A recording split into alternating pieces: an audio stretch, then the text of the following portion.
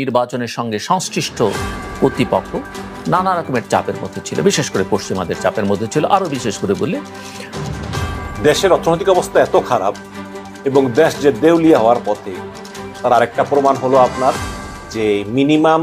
আসসালামু আলাইকুম ভিউয়ার্স, দেশ ও দেশের বাহির থেকে যারা আমার ভিডিওটি প্লে করেছেন জানাচ্ছি আন্তরিক শুভেচ্ছা ও অভিনন্দন। আশা করি সবাই ভালো আছেন, সুস্থ আছেন, আলহামদুলিল্লাহ। তো ভিউয়ার্স, বাংলাদেশের স্বৈরাচার সরকার শেখ হাসিনার পতন ভিএস মার্কিনদের বর্তমান পদক্ষেপ, এদিকে পিটার ডি হাস বাংলাদেশ থেকে অব্যাহতি নিলেও স্টেট ডিপার্টমেন্ট থেকে ডোনাল্ড লো বাংলাদেশে আবারও বিরোধী দলের সাথে বৈঠক করবেন এবং বিভিন্ন রাজনৈতিক প্রেক্ষাপট নিয়ে তিনি ব্যাখ্যা বিশ্লেষণ এবং এটা রিপোর্ট করবেন জাতিসংঘে। ভিউয়ার্স, সর্বশেষ সরকারের পতন কত নিকটে বিস্তারিত জানবো আজকের এই রিপোর্টে।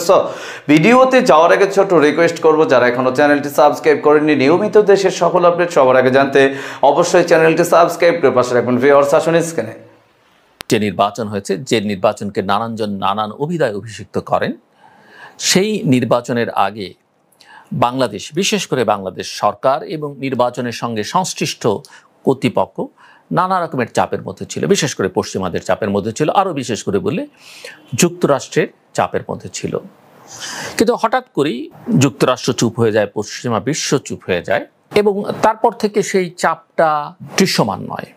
কেন তারা চুপ হয়েছে সেটা নিয়ে আলোচনা আছে। যদিও নির্বাচনগুলোকে যুক্তরাষ্ট্র এবং তার পশ্চিমা মিত্ররা, ইউরোপিয়ান ইউনিয়নের কথা বলতে পারি, অস্ট্রেলিয়া কানাডার কথা উল্লেখ করতে পারি, যুক্তরাজ্যের কথা করতে পারি, জাতিসংঘের মানবাধিকার বিষয়ক দপ্তরের কথা উল্লেখ করতে পারি, তারা এই নির্বাচন অবাধ সুষ্ঠু হয়নি সেটা পরিষ্কার করে জানিয়েছে। তারা বাংলাদেশের জনগণের সঙ্গে কাজ করতে চায় সেটা জানিয়েছে। যদিও প্রথা অনুযায়ী এখানে তাদের যে প্রতিনিধিরা আছেন, অ্যাম্বাসেডার, হাই কমিশনার, তারা সরকারের ওথ টেকিং সেরিমনিতে গিয়েছেন, তারা মন্ত্রীবর্গের সঙ্গে কাজ করছেন, বিজনেস অ্যাজ ইউজুয়াল। এটা কিন্তু সকল ক্ষেত্রেই হয়। এটা নিয়ে অনেকে উচ্ছ্বাস প্রকাশ করতে পারেন, কিন্তু পৃথিবীর অনেক স্বৈর শাসকের সঙ্গে, অনেক সামরিক সরকারের সঙ্গেও কিন্তু বিভিন্ন দেশ সম্পর্ক রেখে চলে। কারণ দেশের জনগণের জন্য কাজ করতে হলেও সরকারগুলোর সঙ্গে তাদের কাজ করতে হয়। আমরা আমাদের দেশের সামরিক শাসকগুলোর সময় দেখেছি, তাদের সঙ্গেও কিন্তু গোটা বিশ্বই এক ধরনের সম্পর্ক রাখে, যতক্ষণ না পর্যন্ত একটা চূড়ান্ত কূটনৈতিক সম্পর্ক কোনো দেশ কোনো দেশের সঙ্গে ছিন্ন না করে, ততক্ষণ পর্যন্ত। কিন্তু সেই চাপ কি সরকার অনুভব করছে? সরকারের কর্তা ব্যক্তিদের কথাবার্তা এটা স্পষ্ট, চাপটা আছে, বোঝা যায় যে তারা চাপটা অনুভব করছেন। এবং দ্বাদশ জাতীয় সংসদ নির্বাচন শেষ করে সরকার পরিচালনা আওয়ামী লীগ করছে। আমরা সবাই জানি টানা চতুর্থবার তারা ক্ষমতায় আছেন। ইতিমধ্যেই এই চতুর্থ মেয়াদের 4 মাস পার হয়ে গেছে, কিন্তু দেশি বিদেশি নানা শঙ্কা দূর হয়নি সরকারের। সম্প্রতি দলটির শীর্ষস্থানীয় নেতাদের মন্তব্য কিন্তু বিষয়টি বারবার সামনে চলে আসছে।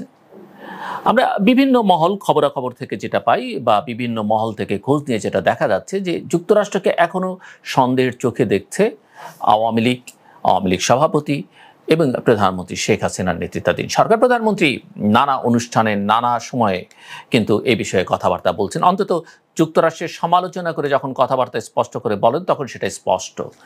যুক্তরাষ্ট্রের অবস্থান এখনও পরিবর্তন করতে পারেনি ক্ষমতাসীনরা, সেটাও স্পষ্ট। যুক্তরাষ্ট্র এখনও নানা রকম সুযোগ খোঁজার অপেক্ষায় আছে বলে মনে করেন সরকারের দায়িত্বশীল ব্যক্তিবর্গ। তারা বলছেন যে শ্রম আইন সংশোধন, অর্থনৈতিক অঞ্চলগুলোতে ট্রেড ইউনিয়ন চালু করবার যে চাপ সহ কূটনৈতিক নানা দিক থেকে সরকারকে চাপে ফেলার একটা সুযোগ খুঁজছে যুক্তরাষ্ট্র। সেটা তারা মনে করেন, আছে কিনা সেটা আমরা বলতে পারবো না। এবং গত 7ই জানুয়ারি দ্বাদশ সংসদ নির্বাচন ঘিরে আওয়ামী লীগ সরকারের উপর যুক্তরাষ্ট্রের ব্যাপক চাপ ছিল। আমি আগে উল্লেখ করেছি, সুষ্ঠু, অবাধ, নিরপেক্ষ ও অংশগ্রহণমূলক শান্তিপূর্ণ নির্বাচনের প্রত্যাশা জানিয়ে দেশটি নির্বাচনের আগে প্রায় 2 বছর ধরে সরকারের উপরে নানা ধরনের চাপ দিয়েছে, আহ্বান জানিয়েছে। বহু প্রতিনিধিবর্গ বাংলাদেশে এসেছেন গুরুত্বপূর্ণ।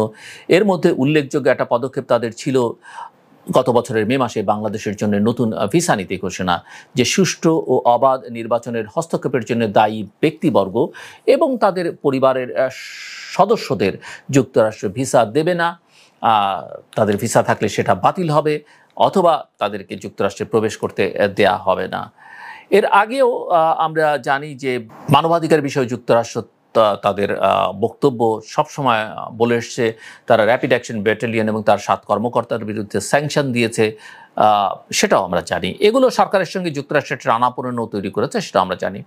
এবং ওই যে ভিসা নীতি ঘোষণার পরে তারা আবার ঘোষণা দিয়ে জানিয়েছে যে তারা এই ভিসা নীতি কার্যকর করতে শুরু করেছে। এবং 2023-এর শেষের দিকে এসে যুক্তরাষ্ট্রের প্রেসিডেন্ট বাইডেন যে শ্রমনীতি ঘোষণা করেছেন, সেখানেও বাংলাদেশ প্রসঙ্গ এসছে। বছরের শেষের দিকে ন্যূনতম মজুরি নিয়ে পোশাক শ্রমিকদের সহিংসতা বিক্ষোভের পর যুক্তরাষ্ট্র যে তাদের শ্রমনীতি ঘোষণা করে এবং সেখানে বাংলাদেশের একজন শ্রমিক নেত্রী কল্পনা আক্তারের নাম যুক্তরাষ্ট্রের পররাষ্ট্রমন্ত্রী উল্লেখ করেন তিনি যখন এই বিষয়ে এই স্মারক লঞ্চিংয়ের অনুষ্ঠানে বক্তব্য রাখছিলেন। সো যুক্তরাষ্ট্রের নানা তৎপরতা রয়েছে, সেটা আমরা সরকারের দিক থেকে সরকারের কর্তা ব্যক্তিদের ভাষায় আকার ইঙ্গিতে বুঝতে পারি। আওয়ামী লীগ সভাপতি সহ দলটির শীর্ষ নেতারা নানা আশঙ্কার কথা নানাভাবে বলেছেন। প্রধানমন্ত্রী এর আগে বলেছেন যে যুক্তরাষ্ট্র তাকে ক্ষমতা থেকে সরাতে চায় এবং সর্বশেষ সংবাদ সম্মেলনে প্রধানমন্ত্রী শেখ হাসিনা প্রশ্ন তুলেছেন, আমাকে ক্ষমতা থেকে সরিয়ে কাকে ক্ষমতায় বসাবেন? আওয়ামী লীগ সাধারণ সম্পাদক মিস্টার ওবায়দুল কাদেরও একই রকম আশঙ্কার কথা কিন্তু জানান দিচ্ছেন। এর আগে দলের কার্যনির্বাহী সংসদের সভায়ও প্রধানমন্ত্রী শেখ হাসিনা এবং আওয়ামী লীগ সভানেত্রী শেখ হাসিনা তাকে উৎখাতে অতি ডান এবং অতি বামদের তৎপরতার অভিযোগ তিনি তুলেছেন। দর্শক, স্ক্রিনে আমরা সে সম্পর্কে বিস্তারিত জানলাম। এ বিষয়ে আপনাদের মতামত কমেন্টে জানাবেন, কেউ ভিডিওটি স্কিপ করবেন না। বর্তমান সমসাময়িক রাজনৈতিক প্রেক্ষাপট এবং সরকার কতটা অর্থনৈতিক চাপের সম্মুখীন হয়ে আছেন, যদিও মানুষের সামনে ডিজিটাল বাংলাদেশ উচ্চারণ করলেও ভিতরে ভিতরে কিন্তু বাংলাদেশ এখন দুর্ভিক্ষে চলছে। ভিউয়ার্স, আসুন সে সম্পর্কে আরো বিস্তারিত জানবো এই রিপোর্টে। দেশের অর্থনৈতিক অবস্থা এত খারাপ এবং দেশ যে দেউলিয়া হওয়ার পথে, তার আরেকটা প্রমাণ হলো আপনার যে মিনিমাম 3 মাসের রপ্তানি ব্যয় মেটানোর মতো একটা টাকা রিজার্ভে থাকতে হয়, সেই টাকাটা পর্যন্ত নাই। অথচ এই 2020 সালেও কিন্তু $48 বিলিয়ন ছিল। তখন টাকার গরমে শেখ হাসিনা যে কি পরিমাণ লুটপাট করেছে, তিনি তার ব্যবসায়ী ওলিগাকরা তার সাঙ্গ পাঙ্গরা মিলে সবাই লুটপাট করে করে আজকে মানে 3 মাসের যে ব্যয়, সেই ব্যয় মেটানোর মতো এই রিজার্ভ ফান্ডে নাই। তার মানে দেউলিয়া হওয়ার পথে এক ধাপ অগ্রসর হয়ে গিয়েছে। এখন শেখ হাসিনা টাকার জন্য পাগল হয়ে গিয়েছে এবং শেখ হাসিনা চীন থেকে $5 বিলিয়ন ঋণ চায়। $5 বিলিয়ন, মানে বিভিন্ন জায়গায় এত ঋণ আছে, ওইসব ঋণের যে সুদ, সেই সুদ দেওয়ার জন্য আবার ঋণ নিচ্ছে। আচ্ছা, একটা সহজ কথা বলি। মনে করেন আপনি একটা পরিবারের কর্তা, আপনি বিভিন্ন বন্ধুর কাছ থেকে মানে বিপর্যস্ত ঋণ নিতে সুদের উপরে। এখন আপনি আসল তো দূরের কথা, আপনি সুদই পরিশোধ করতে পারতেছেন না। এখন এই সুদ পরিশোধ করার জন্য আপনি অন্য বন্ধুর কাছ থেকে ঋণ নিচ্ছেন, ঋণ নিয়ে সুদ পরিশোধ করতেছেন। তো যেই বন্ধুর কাছ থেকে ঋণ নিয়ে সুদ পরিশোধ করতেছেন, ওই বন্ধুর কাছ থেকেও তো সুদের উপর টাকা নিয়েছেন। সেই সুদ পরিশোধ করার জন্য আবার আরেক বন্ধুর কাছ থেকে সুদের উপর ঋণ নিচ্ছেন। এইভাবে একটা দেশ কখনো টিকতে পারে? দেশ দিনে দিনে গোল্লায় যাচ্ছে, রসাতলে যাচ্ছে। এ তো হচ্ছে বিদেশি ঋণ। দেশি ঋণ যে আরো কত লক্ষ কোটি টাকা আছে তার তো কোনো ইয়ত্তা নাই। আপনারা জানেন যে IMF এর সঙ্গে চুক্তি হয়েছে যে মোট কয়েকটা কিস্তিতে $4.7 বিলিয়ন IMF বাংলাদেশকে দিবে। এই অলরেডি 2-3 দিন আগে আপনার তৃতীয় কিস্তির যে $1.4 বিলিয়ন এটা সার করেছে। দেওয়ার কথা ছিল 1 বিলিয়ন, কিন্তু অনেক বাড়িয়ে দিয়েছে। তারপরেও এখন আবার চীনের কাছ থেকে $5 বিলিয়ন চায়। এবং শুধু চীনের কাছেই না, ভারতের কাছেও কিন্তু ঋণ চেয়েছে। সম্প্রতি যে ভারতীয় পররাষ্ট্র সচিব বিনয় মোহন কাত্রা এসেছেন, তার কাছে কিন্তু শেখ হাসিনা ঋণ চেয়েছেন। যদিও পররাষ্ট্রমন্ত্রী হাসান মাহমুদ বলেছেন যে ভারতীয় পররাষ্ট্র সচিব বিনয় মোহন কাত্রা তিনি এসেছেন মূলত চীনকে যাতে তিস্তা প্রজেক্ট দেওয়া না হয় সেটার ব্যাপারে অনুরোধ জানাতে, এবং প্রয়োজনে ভারত এই প্রকল্প বাস্তবায়ন করে দিবে, তবুও যাতে চীনকে দেওয়া না হয়। এটা আমরা জানি, কারণ পররাষ্ট্রমন্ত্রী হাসান মাহমুদ এটা বলেছেন যে বিনয় মোহন কাত্রা আসলে ভারতের প্রস্তাব নিয়ে এসেছেন যে তারা তিস্তা প্রকল্পে বিনিয়োগ করতে চায়। কিন্তু আনন্দবাজার পত্রিকা আবার লিখেছে অন্য কথা। আনন্দবাজার পত্রিকা লিখেছে যে বিনয় মোহন কাত্রা শেখ হাসিনাকে বলেছেন যে আমরা চাই না এই তিস্তা প্রজেক্ট, কারণ এখানে আমাদের স্পর্শকাতর শিলিগুড়ি করিডোর, চিকেন নেক, এই জায়গায় কোনো চীনা কোম্পানি কাজ করুক। তখন শেখ হাসিনা অনুরোধ করেছেন ভারতকে যে আমার তো আসলে ঋণ নিয়ে এই প্রকল্প বাস্তবায়ন করা ছাড়া কোনো উপায় নেই, তাহলে আপনি বিনয় মোহন খাতড়া আপনারা টাকা দিন, ভারত টাকা দিক, টাকা দিয়ে প্রকল্প বাস্তবায়ন করাক, আমার তো চীনে টাকা লাগবে রে ভাই। তখন বিনয় মোহন খাতড়া বলেছেন যে আচ্ছা আমরা এটা ভারতের অর্থনৈতিক বোর্ডের সঙ্গে আলোচনা করব যে আসলে তিস্তা প্রকল্পে আমরা অর্থায়ন করতে পারি কিনা।